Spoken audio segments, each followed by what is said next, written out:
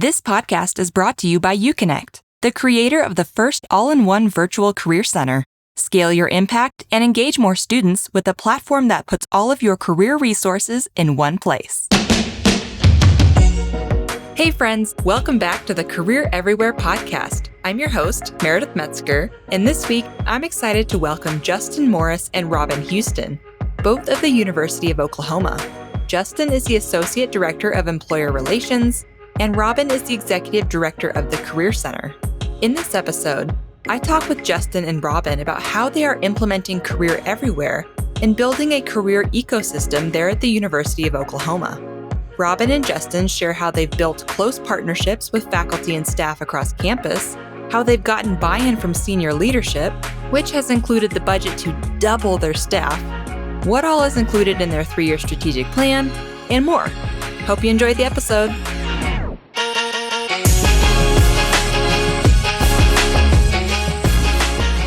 Thank you both for being here. Thank you so much for having us. We've been really looking forward to it. Happy to be here. I'm so glad to have you both, and I'm excited to talk to you both today about how your team is implementing Career Everywhere and building a career ecosystem there at the University of Oklahoma. Now, this is obviously super relevant to our audience here at the Career Everywhere podcast. And I know you're doing a lot of cool things. There's lots of grassroots efforts, as I think you both described it. So I'm looking forward to digging into this topic. But before I get into my questions, is there anything else either of you would like to add about yourselves, your backgrounds, or your roles there at OU?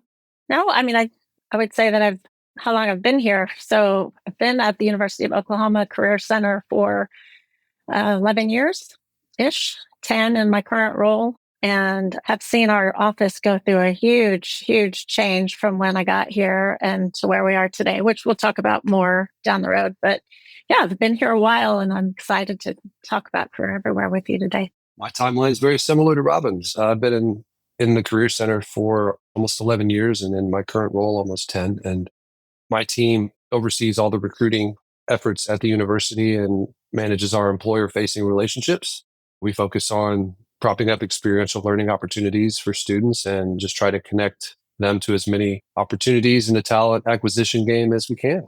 Awesome. Thank you both for that context. That's really cool that you both have been there for so long. Like, I imagine that gives you lots of, institutional knowledge, but also lots of historical context on kind of how you moved into this Career Everywhere focus and some of the things you're doing now. So again, we'll get into that in just a few minutes here.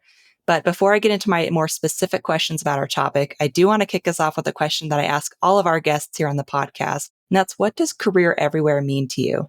For me, it sounds silly, but Career Everywhere is exactly what it says, right? So I want to know that career and professional development is being talked about in every little nook and cranny of this university, not just in our office. And it's funny, when I think about Career Everywhere, I have this weird visual that pops up into my head, and it's almost like the Brady Bunch boxes. And then in each box, I see a different scene from the university. So it could be a professor in front of a classroom and talking about career. It could be office hours with a faculty member and a student in one of the boxes. And then maybe there's a career fair in a box. And then could be 2 students just sitting and talking about an interview that one of them had and feedback, things like that. But really, it's just when I imagine it being talked about everywhere it could possibly be talked about here. I love the Brady Bunch analogy. I'm like imagining it in my head. That's great. Yeah. Justin, how about you? Well, for me, with my job being so employer focused, I think about it in terms of opportunity.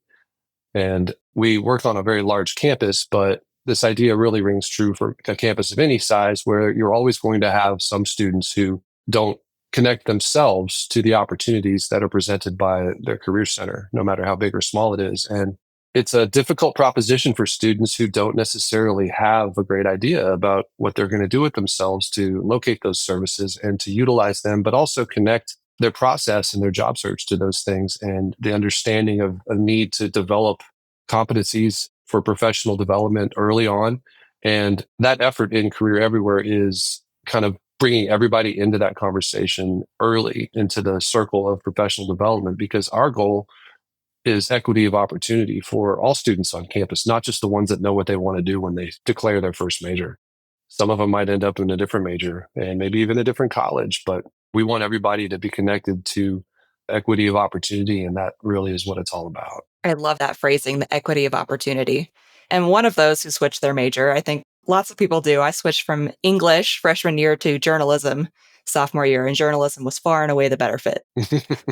All right, cool. Well, now I would love to dig into our topic today, which is again, how you're implementing Career Everywhere and really building that career ecosystem on campus and beyond.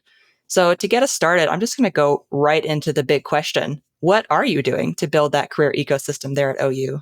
I think to really even start to answer that question, I have to give you a little bit of context about our office and where we are today and where we started. Because when about 3 years ago, we were an office of 10, and we're now an office of 20 plus. And that was a huge opportunity for us as a staff and to see the growth that we could have, but try to figure out, now, what does this mean? We've got all these people. Now, what do we do? So one of the first things that we did was we hired a consultant to come in and do a strategic growth analysis for our office. So we had the Career Leadership Collective come in and work with us and meet with faculty, staff, deans, and everybody in our office, and then had them give us a plan for what they thought would be the best series of next steps for us as an office as we grow. And so out of that came this idea of Career Everywhere and scaling everything that we do for a university of our size. But how do we do that? Even with 23 staff members, you still can't do everything that you want to do. So we got together, our leadership team especially, and we put together a 3-year strategic plan, and Career Everywhere was at the center of that and really is at the center of everything that we do. So that's kind of how it all got started. And I'll let Justin add to that. The idea of building the plan was just one component of it. And the second part of it, though, is like, how do we sell this plan? How do we create kind of a palatable argument to use at all levels in the university? And that starts at the top, obviously, with support from our administration, but also at the college levels, making sure that college level leadership at the dean's level and the department head level are all aware of what this is and that it is an accessible idea. And this is before we even really start influencing the professional development of students at this level. So it felt like a big lift in the beginning, but Robin's point about the strategic plan was really the key to that. And then just taking the effort to go about spreading the word about it and effectively selling it to our stakeholders around campus, just so we could get the work started. Yeah, that's great context. And I'm curious, just to provide even more context for the listeners, how many students do you have there at OU that your team of 23 is working with? I don't even know what the official number is today. It's more than 20,000. We're a centralized office, so we do serve the entire university. We serve undergraduates and graduate students, PhD students, anybody who happens to need our help. That's what we do. That's a pretty high ratio of student to counselors and career coaches. Yeah, you can imagine when we had 10 people on our staff. It was crazy to think about the work that we were trying to do with just this little tiny group of people. Oh man, I can imagine. I mean, that's amazing that the university was investing in career services and doubled your team size, essentially. Mm-hmm. Yep, that's sort of unheard of. Yeah. Yeah. And this idea of trying to, even though we staffed up so much, the idea of making sure that students come to us, this sort of older paradigm of thinking in career services, we realized that needed to change because it wouldn't matter if we had 100 people in our office. Our counting metrics, how many appointments do we have? How many students are coming to see us in our office? That still doesn't really crack the code of the problem that we mentioned initially, which is the higher performing students are going to be the ones that come see us. And those aren't the ones that need the most help. So how do we reach those students that are falling through the cracks, which percentage wise is a pretty big population? And I can say this as a liberal arts grad who had 3 majors before I graduated. The liberal arts students, 30% of our student body, are not necessarily thinking about this in an organic way when they're studying. They're not necessarily working towards a degree and a major that encourages them to focus on professional development. So trying to figure out how we could, again, crack the code of reaching these students and building this into their spaces so they could start thinking about and learning about career in a scalable approach from our office was really the only way that makes sense for us to reach the students and try to create that equity we're looking for. Yeah, so that's really helpful information, especially about just trying to reach those students that may not know about the Career Center, like especially first gen students who may not have that social capital or even just the like parents to tell them, hey, the Career Center exists, you should go use it. So yeah, that makes a lot of sense.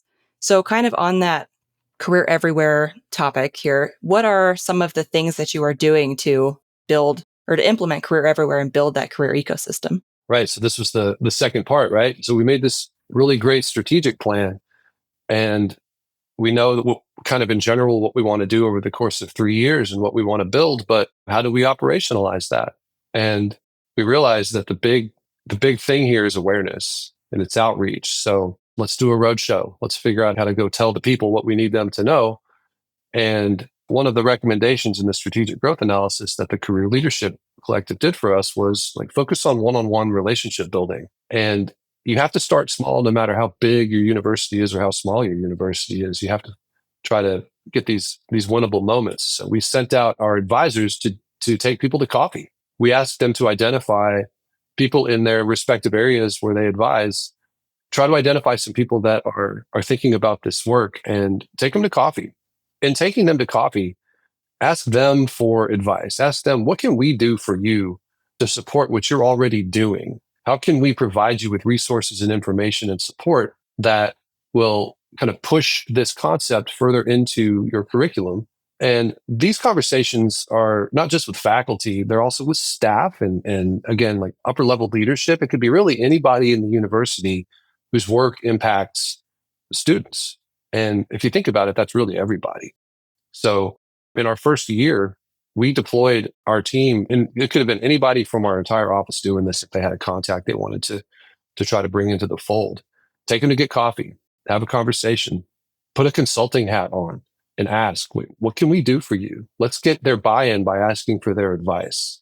And we'll talk a little more about this in a little bit, I think, but we saw some really good results there in trying to seek out people that were already doing some of this work and recognizing that we weren't going to bat 1,000, so to speak, when it comes to bringing people in, but we saw some good movement there and made some really great relationships with people. And we did this when it comes to implementing career into curriculum, but also we sent our events team out to do the same thing, to talk to different departments about what can we do to help you and support some of this competency building through events. What sort of events would you like to see for your students? What would work best in terms of learning styles for the students that you see in your population? And we also did that with our experiential learning coordinator. We lean really hard into experiential learning at OU and understand that it's a huge growth area just in the world of work and has become so much more important. So we sent our coordinator around to talk to people about converting student jobs into substantive learning opportunities for experiential education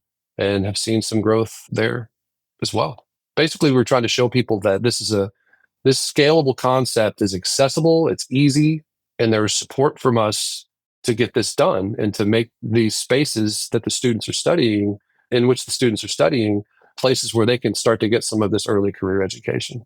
I was just going to add to what Justin said with some of the other things that we're doing. But last May, which was, I guess, really the end of our first year of this strategic plan, we had a very small Career Everywhere workshop for student affairs staff. We started with student affairs staff because, for one, we are part of student affairs and we know that that's a really nice group of people who are like family to us. And we thought, let's start with the friendly people that we know and see how this goes over. And so we did it. It was just a 2.5 hour, I think, workshop, and it went really well. And so then from there, what we've decided to do is we're building on these coffee chats that we've been having. And we've really cultivated this huge list, faculty and staff from all different areas of the university. And those are the people that we are inviting to this Career Everywhere symposium, which we're having on April 1st. And so far, the buzz around the event is really good. We have a lot of people have said they're coming, and that's going to be a much longer, not too long, but a longer experience.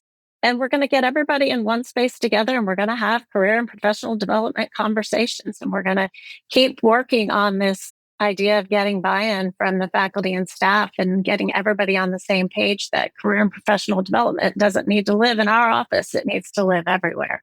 So we're excited. I hope it's good. And I hope we can report back to you that it went well. Yeah, my fingers are crossed for you. I know the event hasn't happened yet, but I'm just curious what's on the agenda, like generally speaking. Oh, there's a lot. I mean, we're going to do the high level overview of our office and the services that we provide because oddly enough, so many of these people that we've taken to coffee really had zero experience with our office. They don't know what we do. They don't know what resources we have. And so this grassroots effort of getting people to understand what we can offer is really important. So we'll start with an overview of our office, our resources that we pay for that everybody has access to, that they don't know they have access to. We are going to do some pretty deep conversations about the NACE core competencies and the importance of the competencies for our students. And we have an employer scheduled to come and talk about how they use the competencies in their work with interns.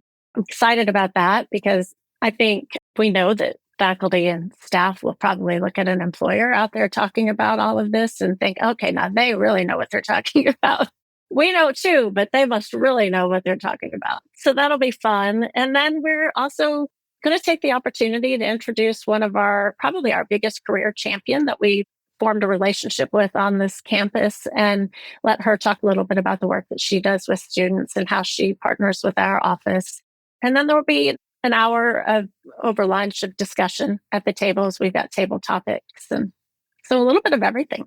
That sounds great. I'm excited to hear how it goes. So yeah, you'll definitely have to fill me in.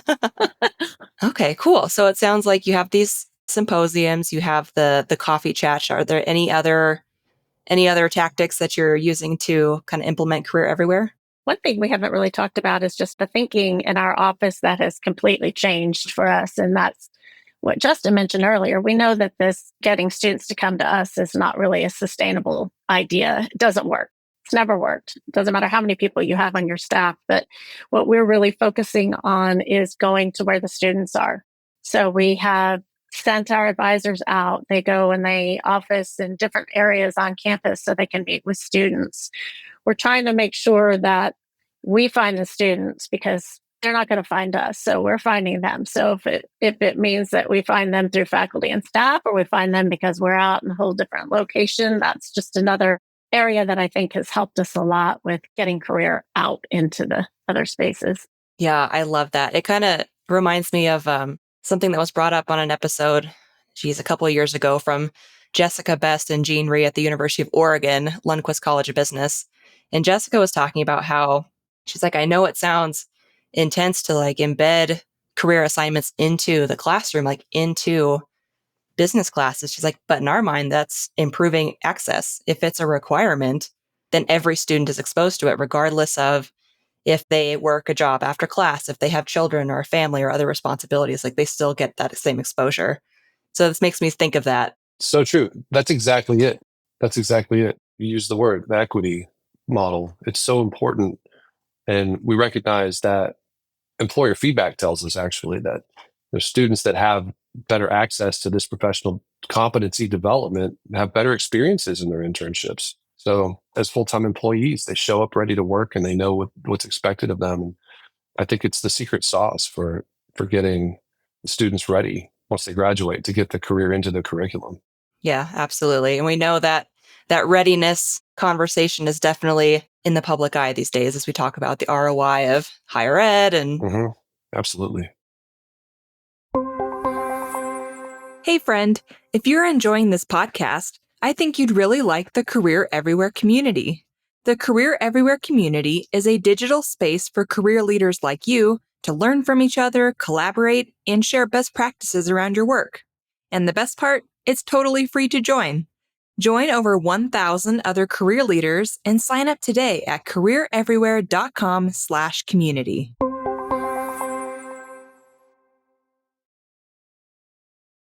Now I would like to dig into the why. So why have you prioritized investing in Career Everywhere and really building this ecosystem? Because, I mean, it's a lot of work. So I'm just curious, what's your why? Oh gosh, there's so many whys. The biggest why is that we know that the career conversations are happening.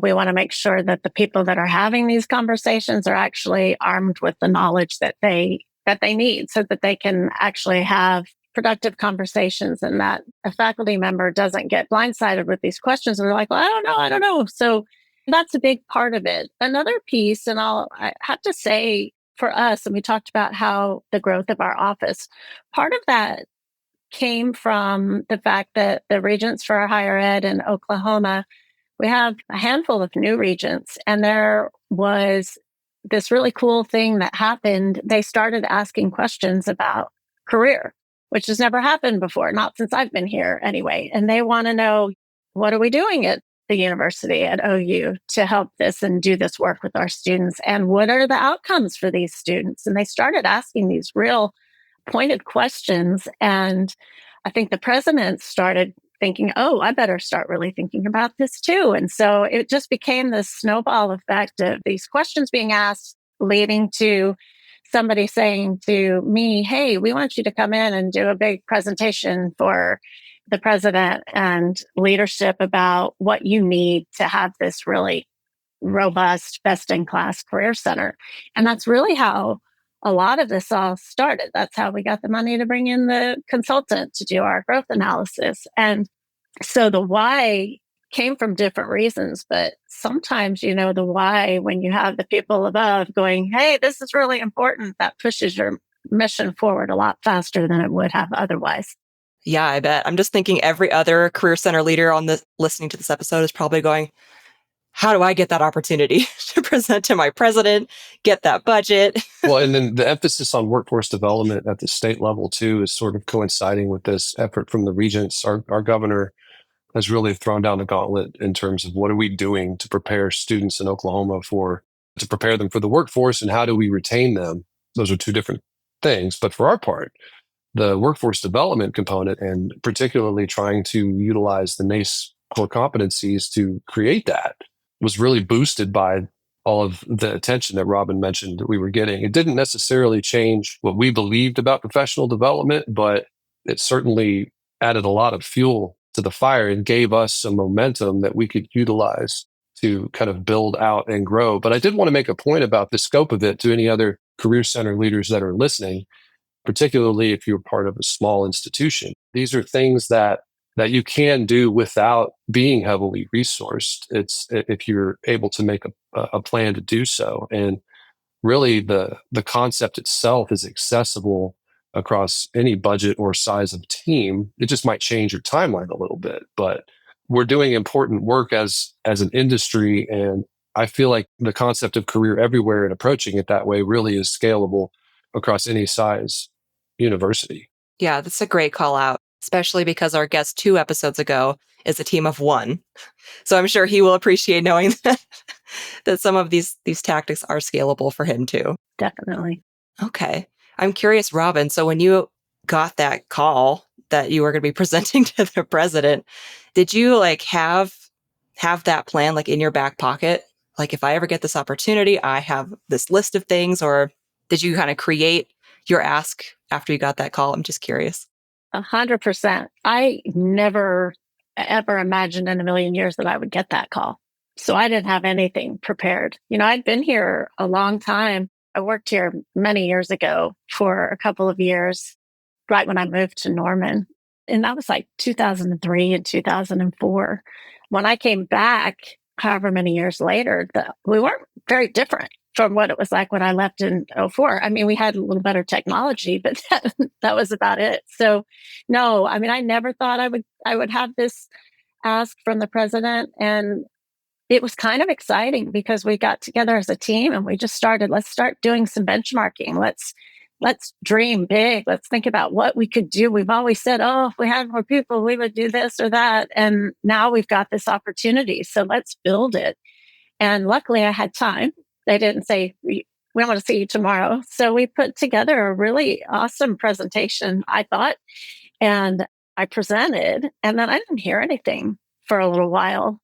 And I was like, okay, well, we got to do that. And then all of a sudden one day I get this phone call and they said, okay, let's do it. I was like, what? Do what? What are we doing? And so I just sort of my mouth on the floor, well, okay. And I remember telling the staff, hey, we got the go ahead to make this happen. And it was exciting. And it's been a really fast few years with the hiring, and we were on this, we're going to hire everybody, we're going to hire 12 people over the course of 18 months. And so we started writing job descriptions. And then all of a sudden I got a phone call that they said, actually, they want you to hire everybody right now. We went, oh, okay. So we literally hired 12 people in like the span of about 6 months, right, Justin? I mean, it was fast. It was crazy, but exciting.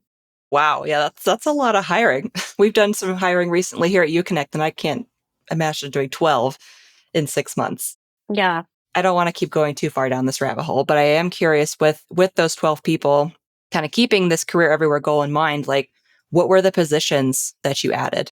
A big one that we had wanted for a long time was a data analyst for our office, because we needed to be able to tell our story in a way that we can share it with everybody. So we hired a data analyst who's created a beautiful dashboard for us that everybody at the university is using in different capacities. So that was great. We knew that we wanted to up our events staff so that we could create more and more of these career community events, and more of the career everywhere idea, that we won't want to just have a career fair. We want to have niche events all during the year. And then we hired, how many advisors did we hire, Justin? 3 or 4?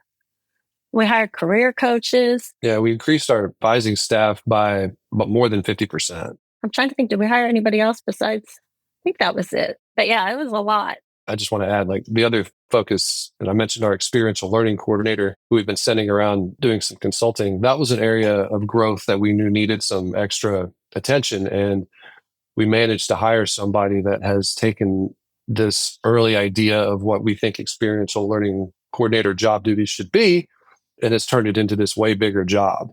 And so now we are doing what I would consider as an office cutting edge work in industry in terms of utilizing experiential learning to elevate this idea of competency development and embedding career into curriculum. That's really helpful to kind of hear what types of roles you were investing in and how that plays into the career everywhere goal. I keep thinking of all these different other topic ideas. I'm like, I'm just going to have Justin and Robin back on so we can dig into some of this other stuff. We can do it. I'm here for it. Yeah, let's go. Another thing we did was we added a really awesome staff member who loves social media and all things marketing like that. And she has really upped our game when it comes to getting the messages out to the students. And really, she understood better than anybody has in the past, I think, where we need to be getting the word out and how to do that. And so she was another addition that has just made tremendous growth for our office. Yeah, it's a good reminder to us all that it's not only what your message is, it is where you are sharing it. Right. And kind of on that note, I wanted to go back to something you said earlier, Justin, about how a lot of your efforts are going into like selling this concept. How are you doing that? I mean, I know there's this symposium, there's these coffee chats, but is there anything else you're doing to get that buy-in and sell this idea of career everywhere? Well, I think that the roadshow stuff, the legwork is really, you mentioned it. The coffee chats are really the bread and butter of that, because it's one thing to send an email or any kind of messaging where somebody can read something and see what it is. And what we've learned is, and this is probably true everywhere, that what people glean off of an email or any kind of messaging really is limited with how much takeaway there is and how much it sticks. And we really want to be able to explain why this is so easy, and not just why it's important, because it's really easy, I think, to say like it's important for students to are prepared to enter the world of work, that they know how to work on a team, et cetera. And anything that you could learn with competency development through the NACE core competencies. Explaining the why and explaining the how is so much easier if you can just sit down. And this is the scalable approach that fits across any size university. If you're an office of one, you can still have those conversations and be strategic about who those people are. Robin mentioned our career champion that we're going to highlight at our symposium. That's another thing that we're doing, is we're building a career champions program. And that is going to be part of our year 3 success that we're hoping for in cultivating these relationships that we've established on the front end, and then building these things into the curriculum in these classrooms and these spaces where the work is being done, and actually recognizing people that are doing this work as career champions. Well, if you're an office of one, the advice there is to do what we did in that find the people that are already doing the work. Who do we know on campus that already says things that show that they care about career, or that does things that show that they care about career? Who's supporting these concepts already around your university? That takes so much weight off of the lift. We this person that we're highlighting in our symposium does incredible work through her office of student success in the College of Arts and Sciences, which is the biggest college on campus, but has a small staff of her own and needs support. Well, there's a natural fit there for us to work together. So we have an advisor that has dedicated quite a bit of time in cultivating this relationship. And now she's the biggest promoter of the things that we do in our office in her space. And trying to get that bandwidth in the student's attention span in an era where messaging is so important, but everybody's trying to do it. There's no airspace there. But they see this person in their spaces where they study. They go see her for help. And our advisor goes in offices in her space sometimes. That was an easy win for us, just in the sense of somebody was already having these conversations. So that, I think, is key. There are other things that you can do to support this effort, but creating those relationships and cultivating them in a way that provides support and mutual support has been really beneficial for us. The other thing I think we can't, you can't really even quantify, but like if you can get buy-in from the top, you're going to be really set up nicely. And if you can do that, that's great. So one of the things for me, I'm doing my own roadshow. And so I go and I meet with the deans of each college. And one of the things I've done is I take my laptop and I share with them the dashboard that I mentioned earlier, our student outcomes dashboard. And that leads to great questions from the deans to me about, well, why is this number lower for my college than this college? And so you get into these really deep conversations about what does student success look like? What do we need to be doing to make students successful? Which then leads me into explaining to them about Career Everywhere and the importance of the deans talking to their faculty and staff about the importance of Career Everywhere. And so we've had I think there are 2 deans that I met with that pretty much sent out the invitation to this symposium and said, everybody's that not teaching at that time needs to go. And that to me felt like a big win, because when the dean tells you to go, you're going to go. So I think the buy-in has to come from everywhere. It can come from the deans, but it can come from a one-on-one meeting with the faculty, but anywhere we can get it, that's what we're doing. I love that. That's so effective and amazing that you had the deans buy in like that and say, hey, you're going. Please go. I love it. Awesome. Well, we kind of touched on this a little bit earlier, but what results and benefits have you all seen since really going all in on Career Everywhere? Well, I'm going to circle back to the experiential learning component. As we all know, experiential education is a really hot topic right now in our industry. And it's not just with the conversations that we're having, it's the conversations that employers are having with us. And part of our roadshow is in sending our experiential learning coordinator out. And she has really capitalized on some opportunities to spread this idea into practice. Very specifically this semester, she's managed to cultivate a relationship along with one of our advisors with a professor in criminology who said, okay, well, let's give this a shot. And the idea that she presented was, let's embed some micro internship opportunities into the curriculum of the classroom. Let's get some employers in here and let's connect them with students for some project-based learning. So students can kind of get the experience of working with these employers on a professional basis, but also something that they could put on their resume. And it's gone great so far. We're halfway through it. Early returns are very good. Our employers are happy as well, which is another big win. We're strengthening those relationships along the way. And we're going to evaluate this piloted program this summer and then try to scale it more in year 3 of the strategic plan. But this touches back on this idea of a career champion, because the other thing that our coordinator is doing in helping facilitate these projects from a consulting standpoint, not necessarily an operational standpoint, but from a consulting standpoint, which is a big thing to consider when you're thinking about bandwidth for your staff. Just getting things started and letting them run it is the way to do it. That in and of itself is, we hope, going to create great feedback from this faculty member, and maybe somebody else on their team is going to say, ooh, that looks doable. That's not as hard as I would think it would be.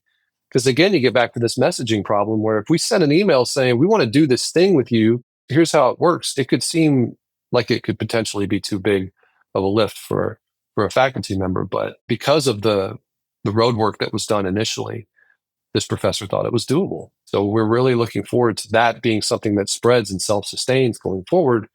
And we want to build on that every semester where we can. That's an amazing result. It seems like in general, one of the major benefits from all of your efforts around Career Everywhere is just really strong relationships all across campus at all levels with your employers, with your students. Yeah, I think what you just said about relationships, one of the coolest benefits that I've seen from this is the advisor. So when we first started the coffee with the career advisor, it was really scary to them. It was like, oh, I've never done this before. And faculty sometimes don't seem like they're buying what I'm selling. And do I really have to take somebody to coffee? And so after we got past that initial, we did some coaching about what does this look like. They started to love it. And we had to actually get a second coffee card because there was always somebody out having coffee. And we're like, well, maybe we're going to need 3 or 4. And then other people on our staff were like, well, I want to take somebody to coffee. Everybody's going out and having coffee. That looks like fun. And so the excitement in our office, I think, was one of the biggest positives to come out of this whole Career Everywhere idea, because we really energized their work and sort of the intentionality of how they're going out and meeting with faculty. And that was fun to see. And then the only other thing I would say is there's just this kind of interesting buzz right now around this Career Everywhere idea. And when we had to reschedule the symposium because of weather, there were a lot of people who reached out and said, oh no, I actually teach. It's on a different day of the week now. I teach, but I'm going to see if I can get a sub. And I was just so excited to hear how many people were really like, it wasn't like they went, oh, thank God I can have that day back now. They were actually really bummed that they didn't get to have that experience. So they were excited about it. And to me, that feels like we're doing something right. Yeah, absolutely. That's a great signal. Yep. Cool. Well, I mean, you've already achieved so much with these programs, but what are your goals for the future of Career Everywhere there at OU? The 3-year strategic plan is going to end, right? This is a finite plan, and we're right smack in the middle of it right now. So there's still work for us to do. But what we want to see at the very end is self-sustainability. We're feeding all of this energy into this project for that specific reason. And we're hoping that if we can get enough career champions involved and we can have enough of the right people in the right spaces, latching on to this idea of this scalable approach, and it's accessible and it's doable, and this isn't going to take up half of my class time. And we have advisors that are willing to have these early conversations. It grows on its own. And then we step into much more of like a consulting basis with them where they can call and say, hey, we're working on this idea. What do you think about how we could expand it this way? Well, then our focus is coaching at that point. And I want to give another shout out to the Career Leadership Collective. There's a term I always use when I talk to people about this, and it's this concept of good friction. If you think about the career journey, are you familiar, of a student from the early stages to the end, you think about it like a road. Well, a lot of times, myself in particular here, I'll pick on myself again. I didn't think about career until my last semester of my senior year. So I didn't have an internship. I didn't know that I should be thinking about those things just because it wasn't part of the journey that I was on. So part of building the Career Champions program and scaling out services into the spaces where students study and are advised is you create these moments of good friction along the road, speed bumps, if you will, where if a student has a question about career, they're going to ask their favorite professor during office hours, or they're going to ask a trusted advisor. And those are areas of good friction along the way to our office. So if a student can get that question answered there, that's great. Everybody wins. They don't have to come to our office. We don't have to focus on counting stats for our one-on-one appointments to know that the job has been done well. And if a student needs more advanced help with the job search or career in general, then that advisor or faculty member can pass them further down the road past that point of good friction to our office. And then we are there to help them at that point. And so what does that do? That thins the herd in terms of the number of appointments that we see with students that maybe don't necessarily need to talk to an advisor in our office. If it's just like a basic resume question or a where can I look for jobs? How do I get on Handshake? And it saves those appointment spaces for students that really need more advanced help, who maybe don't have the detail that they need in their resume or need to talk about the job search in a more involved way. It's a win-win for everybody when these points of good friction are created along the career path for these students from the beginning. And in a sustainable model, a self-sustaining model for us at the end of our strategic plan, that's what the ecosystem looks like. And we are helping manage the ecosystem through a consulting form rather than direct involvement. And it really feels like we're going to get there, especially with the growth of our symposium attendance this year and hopefully turning it into a much bigger thing at the end of our journey in year 3. For me, sums up what I think we're looking for. Yeah, that's great. Robin, anything to add? No, I mean, the one thing I have this really big dream of after we get through our strategic plan that these career everywhere symposiums or workshops become something that becomes a college led event. And so we do this one this year, and then we probably do it again next spring, and hopefully it's twice as big. But then after that, what Justin said is coming to fruition, and we're creating these career champions, then they should be able to do this themselves. And we have people on our staff, so we have liaisons to every college, so they could work with our liaison. And I want to see these career everywhere trainings happening in the colleges so we can be more specific about those students and what type of students they're working with. And we can get a little deeper into the resources and ways that they can use this idea for their students. So that's just sort of my big goal, is that we hand this over to the colleges at some point. And I don't know, we'll see if that happens. Yeah, it's all about that sustainability thing like Justin was talking about. I was curious what your goals were for the symposium specifically. Like either you spread it out to the colleges like you're talking about, or it's going to have to become this massive production where you record or live stream everything so that all the faculty have access to it. And that's a big undertaking. It's interesting to think about how we can tailor it to different populations of students because, like we were saying, not every college is created equally in terms of career and professional development. And so different colleges have different needs for their students. And so I think those types of events could be much more impactful than a big, giant one that's very broad. But this is how you have to start. So, yeah, for sure. I'm sure colleges in the more liberal arts vein have different advice on career pathing than like computer science, where it's pretty linear. Business. Yeah, business. Exactly. Yep. Okay. Well, I'll kind of start wrapping this up. I want to be mindful of our time here, but what advice would you give to other career leaders who want to invest more in career everywhere and build a career ecosystem on their campuses? I think for me, best advice I could give would be just to get started. It feels really big. And especially if you have a small staff, it feels like a very big undertaking. But honestly, if we had known more about Career Everywhere prior to our staff growth, we could have gotten started. We just didn't know we needed to get started. We weren't there yet. So really, it's almost like you take these baby steps and you do what you need to do to get the ball rolling. And then once you do, then everything just seems to start falling into place. It takes work, but getting started is the hardest part. Yeah, just to add to that, at that beginning point, make a plan. We chose a 3-year window for this as far as the trajectory for the things that we wanted to do because we were trying to be realistic about how long it was going to take us to build these relationships. And Meredith, you said it, like to me, the center of this entire thing is relationship building. So be relational, but make a plan. So when you do talk to these leaders in these colleges at the dean level or at the director level, or if you're trying to lead up in your own organization and you're trying to sell this idea to your own dean, have a plan. Be able to zoom out for them to 30,000 feet and show these are the areas that we know need this. And here's how we want to do this over time. This is scalable to whatever level of resources you have. If it's a smaller staff that's going to take a much more incremental approach, adjust your timeline accordingly. And just know that if you build that scalable plan, it can work in any environment. Yeah, I love that. And on the note of having a plan, maybe in case the president ever calls you and says, hey, I'm considering giving you a lot of money, like have that plan in your back pocket. Yeah, that's right. Right. Ask Robin about what needs to be included. Yeah. Right. I'll share my presentation. Well, if anyone watching or listening to this episode wants to connect with you or learn more from you, where's a good place for them to do that? For me, probably email is the easiest way to go. I'm also on LinkedIn. You can message me that way, but email is probably the best.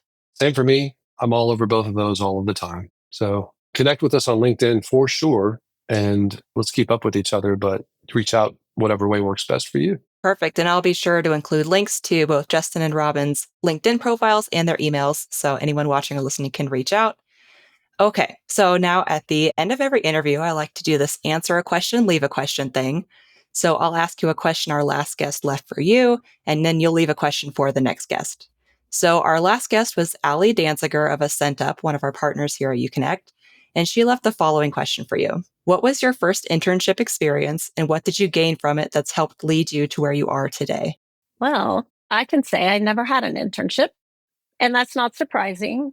I went to a really, really big school, and I just sort of got lost in all of it. So I'm just like, let me just get my degree and let me get out of here. And nobody ever talked to me about having an internship. But what I would say is, had I known, so I always had jobs in the summer. I never didn't work, but I always worked. And if I had known about something like the career competencies, the NACE core competencies and what those were, I would have actually been able to use that information to articulate what I got out of my work experience. And it wasn't an internship, so to speak, but it was something that I could have talked about in a much more useful way on a resume or in an interview. But none of that was a thing when I was in school.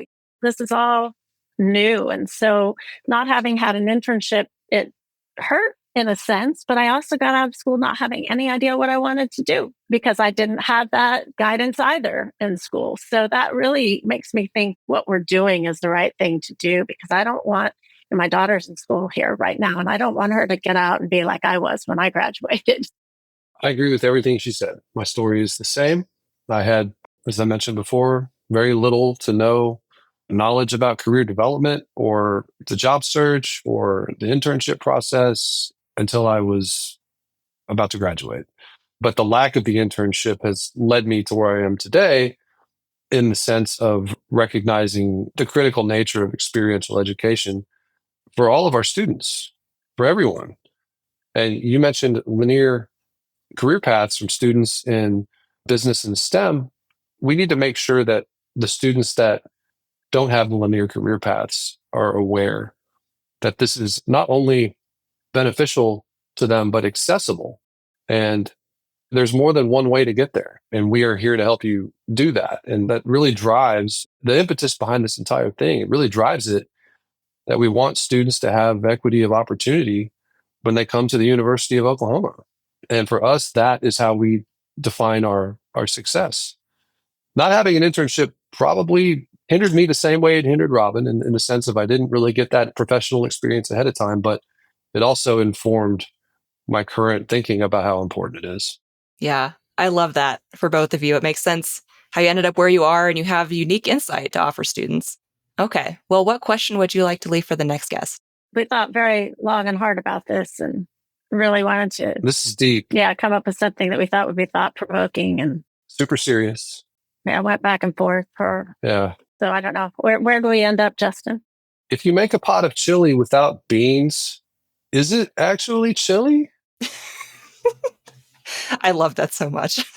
So chili, beans, no beans. That led to a big discussion between Justin and I about the answers. So, I'm telling you, this is thought-provoking. All right. Did you have differing opinions? Oh, yeah. I love that. Well, I will be sure to pose that question to our next guest.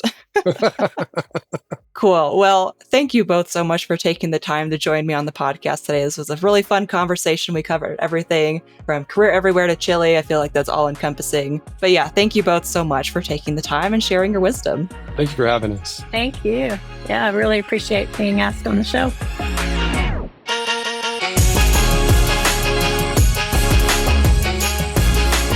That's all for this episode of Career Everywhere. Thanks so much for listening. If you enjoyed it, please be sure to hit subscribe and rate and review us wherever you get your podcasts. We'll see you next time.